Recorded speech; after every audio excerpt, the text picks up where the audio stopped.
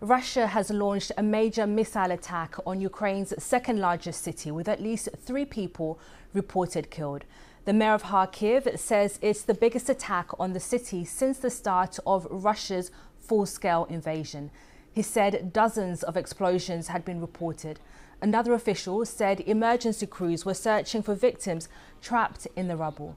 He said a residential building had been hit. 2 children, including a young baby, were among those injured. It's the second big attack on Kharkiv in the past few days. It comes as President Trump said Ukraine gave Putin a reason to go in and bomb the hell out of them after Sunday's massive attack on air bases deep inside Russian territory. Well, they gave Putin a reason to go in and bomb the hell out of him last night. That's something I didn't like about it. When I saw it, I said, here we go. Now it's going to be a strike. Well, let's go live now to Kyiv and speak to our correspondent there, Paul Adams. Paul, what do you make of what the mayor of Kharkiv had to say, saying that this is the most powerful attack on the region since the start of the full-scale invasion? How fair an assessment is that? Well, it's not the most deadly. There have been other attacks on Kharkiv that have killed more civilians, but it does seem to have been one of the most intense.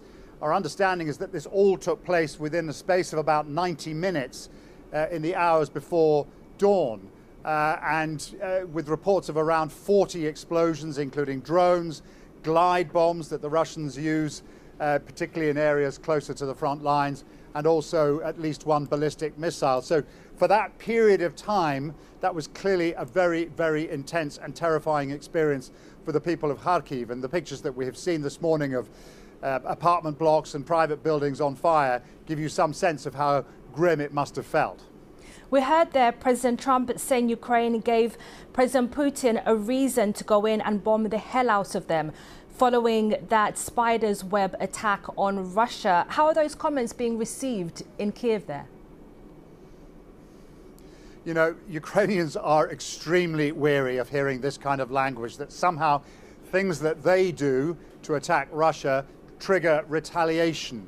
I mean, after all, the night before Operation Spider's Web, Russia launched 472 drones over Ukraine.